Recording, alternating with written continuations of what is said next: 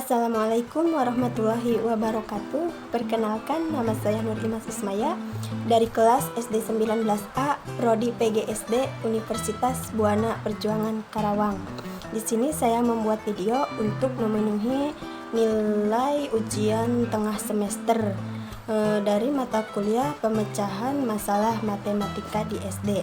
Soal pertama, salah satu faktor yang mempengaruhi kemampuan siswa-siswa dalam memecahkan masalah adalah siswa yang memiliki skema pemecahan masalah yang sesuai. Yang ditanyakan, A. Jika ada siswa-siswa yang belum memiliki skema tersebut, apa penyebabnya? Dan B. Bagaimana cara guru membantu siswa-siswa untuk memiliki skema tersebut? Jelaskan. Jawab. A. Karena adanya kondisi kelas yang pasif, di mana siswa kurang dilibatkan dalam pembelajaran, dan siswa yang mengalami kesulitan dalam memecahkan masalah matematika dikarenakan siswa yang bersangkutan masih belum terbiasa dengan soal-soal pemecahan masalah. B. Setiap siswa memiliki kemampuan yang berbeda, oleh karena itu sebaiknya guru memberikan gambaran tentang bagaimana minat menjadi pendorong untuk menguasai pengetahuan yang menimbulkan rasa kepercayaan diri dan keterbukaan pikiran bagi peserta didik, sehingga mereka dapat memiliki skema untuk menyelesaikan permasalahan matematika. Soal kedua, berikut ini merupakan metode dan teknik pembelajaran pemecahan masalah matematika. Coba jelaskan dan berikan contoh dalam setiap metode dan teknik tersebut yang ditanyakan. A. Teknik keterlibatan siswa. B. Teknik analogi. C. Teknik menggunakan model. D. Teknik permainan. E. Teknik simulasi. Jawab. A. Teknik keterlibatan siswa dalam pembelajaran pemecahan masalah matematika merupakan teknik yang sangat berguna dalam pembelajaran matematika. Contohnya, membuat daya tarik minat belajar siswa tinggi. Dengan teknik keterlibatan dapat mengikut sertakan setiap siswa secara serempak dalam proses pembelajaran. 2B. Teknik analogi dalam pembelajaran pemecahan masalah matematika merupakan penarikan kesimpulan sehingga dapat digunakan sebagai penjelasan dan membantu siswa meningkatkan kemampuan terhadap pemahamannya. Analogi yang disusun berdasarkan persamaan prinsip dari dua hal yang berbeda. Kesimpulannya bahwa apa yang terdapat pada hal pertama terdapat pula pada hal yang kedua. Contohnya segitiga dan limas. C. Teknik menggunakan model merupakan pola yang digunakan sebagai pedoman dalam merencanakan pembelajaran di kelas maupun pembelajaran tutorial.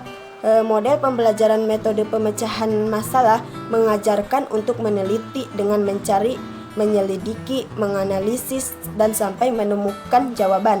Contohnya, konsep perkalian merupakan operasi penjumlahan yang dilakukan secara berulang. Misalnya, jika menginginkan suatu operasi perkalian 3 kali 4 sama dengan 4 tambah 4 tambah 4 sama dengan 12. D. Teknik permainan dalam pembelajaran pemecahan masalah matematika merupakan salah satu alternatif untuk melatih daya nalar siswa, memberikan rasa aman untuk belajar dan menyenangkan bagi siswa serta memotivasi mereka belajar. Contohnya, permainan ular tangga. Fungsinya atau kegunaannya dari permainan ular tangga ini adalah melatih siswa dalam matematika, bentuk penjumlahan dan pengurangan. E. Teknik simulasi dalam pembelajaran pemecahan masalah matematika merupakan cara mengajar dengan mengarahkan peserta didik untuk terlibat dalam situasi kehidupan nyata dalam pembelajaran yang membuat peserta didik terjun langsung di dalamnya. Contohnya, dalam praktik teknik simulasi dapat mengambil untuk bermain peran anak perempuan sebagai ibunya atau murid laki-laki berperan sebagai ayah. Selain itu, simulasi dapat pula mengambil bentuk permainan sandiwara dengan melibatkan sejumlah orang. Ketiga, berilah contoh membuat rencana penyelesaian masalah yang dilakukan siswa SD.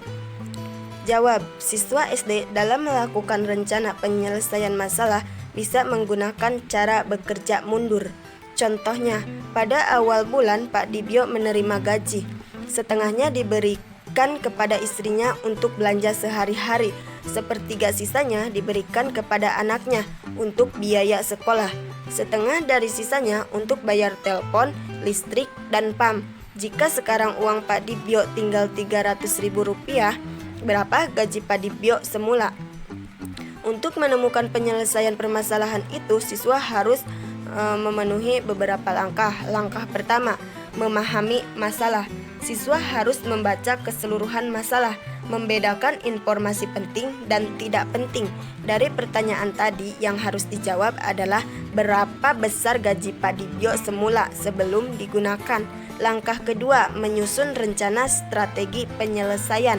Siswa dapat menyelesaikan dengan cara bekerja mundur dan membuat bagan. Bagian ini tidak harus dinyatakan secara tertulis.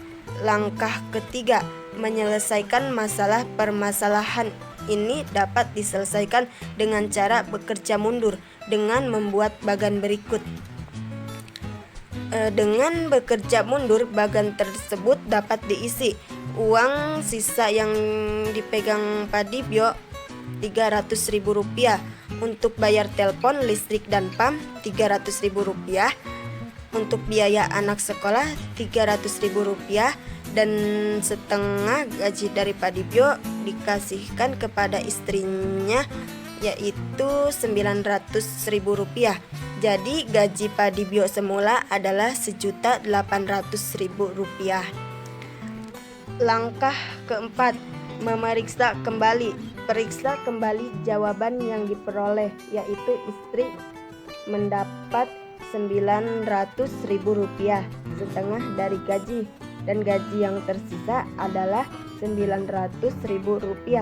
Anaknya mendapat sepertiga dari Rp900.000, yaitu Rp300.000, dan gaji yang tersisa adalah Rp600.000 untuk bayar telepon, listrik, dan PAM.